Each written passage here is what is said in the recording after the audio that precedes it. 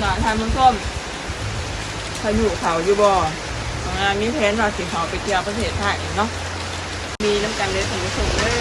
โอ้โห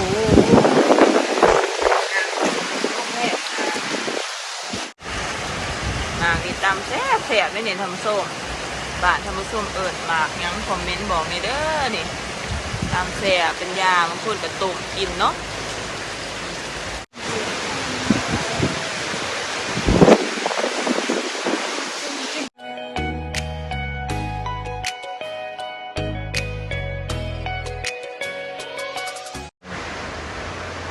สบายดี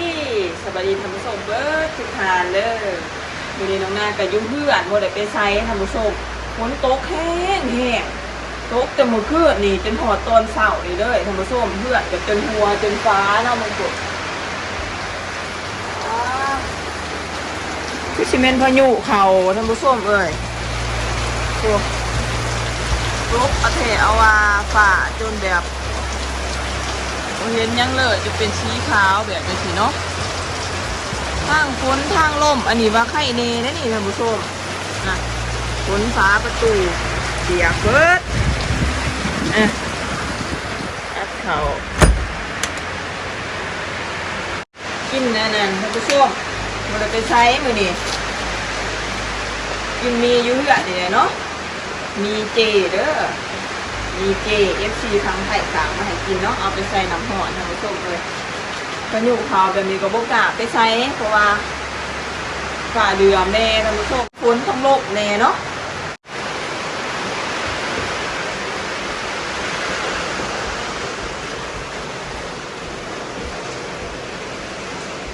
กินมีน้ำกันได้ท่านผู้ชมเด้อ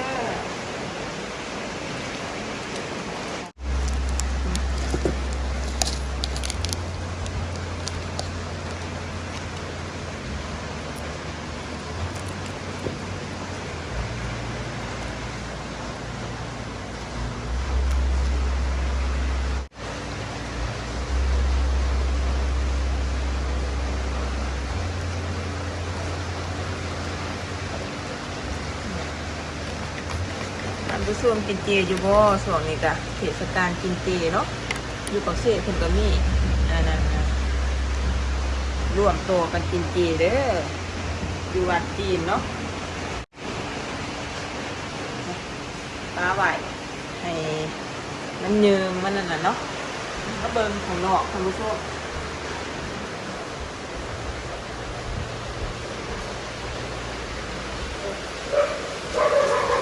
คุณตาเปียกเบิ่งท้องฟ้าก็คือแบบคือตอนค่ำเลยท่านผู้ชม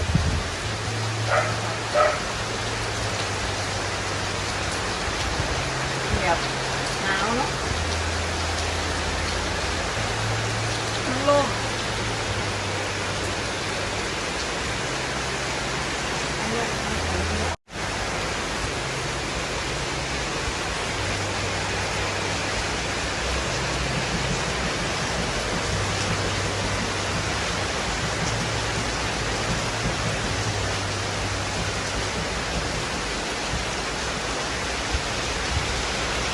มีน้ำกันเลยท่านผู้ชมเด้อโอ้โห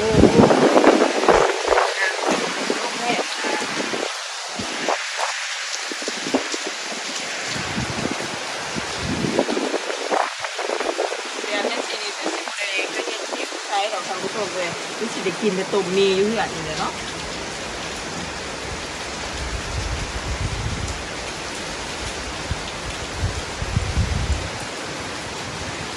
หลานทานมันส้ม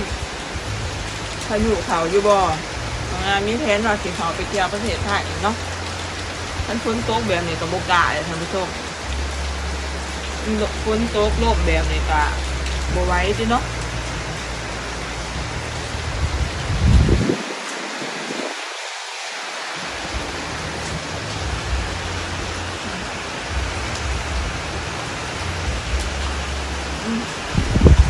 ยก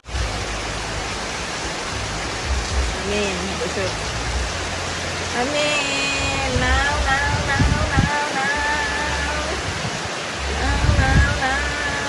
เนาะ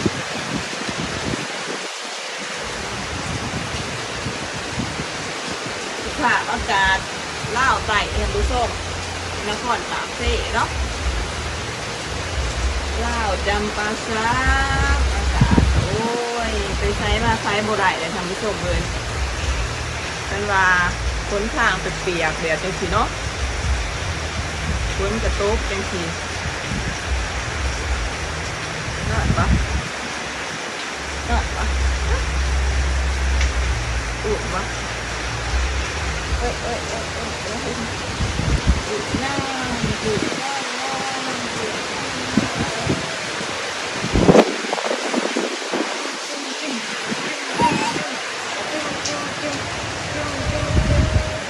ตัวเดียวหนาวแต่ฟันยังไงน่ะโอ้อุ่นปะโอ้อุ่นจังได้แหละอุ่นช้อนโตจังได้แหละเอาพอ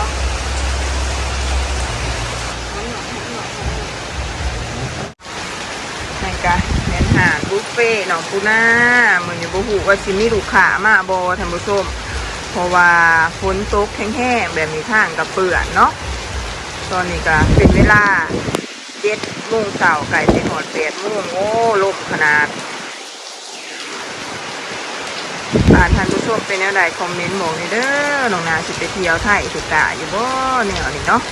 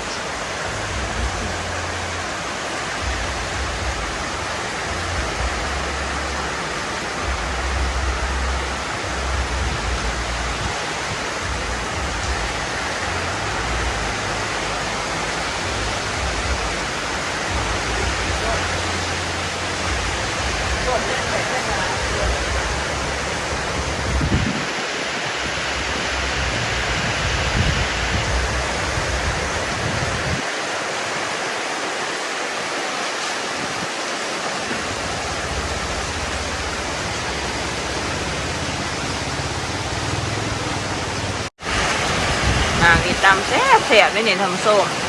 บ้านทำส้มเอิญมากยังคอมเมนต์บอกนี่เด้อนี่ตำแซ่บเป็นยาบางคนกับตุ่มกินเนาะเพื่อนงานแบบนี้ลายมากเลย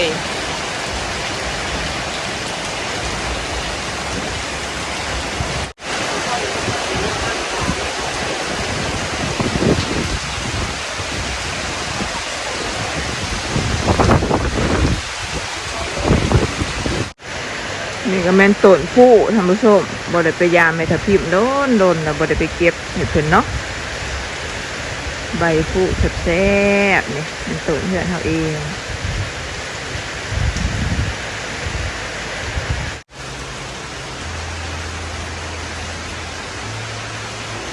อาเมนขึ้นรอเอายืนดีตกตังไหม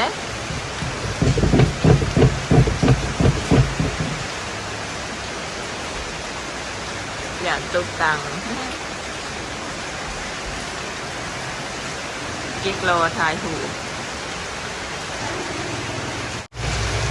ทีมผีกับยูเพื่อนโมเดลไปไซให้ท่านผู้ชมทายบรรยากาศหรือว่าสภาพอากาศให้ท่านผู้ชมเบิ่งเนาะว่าปาเซ่หรือว่าเล่าไตแข็งจะมาซักกับมือนี่เป็นยาสีท่านผู้ชมโต๊ะเบิดคืนเอาแถวมาเนาะสำหรับคลิปนี้กันบ๊ายบายท่านผู้ชมเด้อฝากติดตามคลิปต่อไป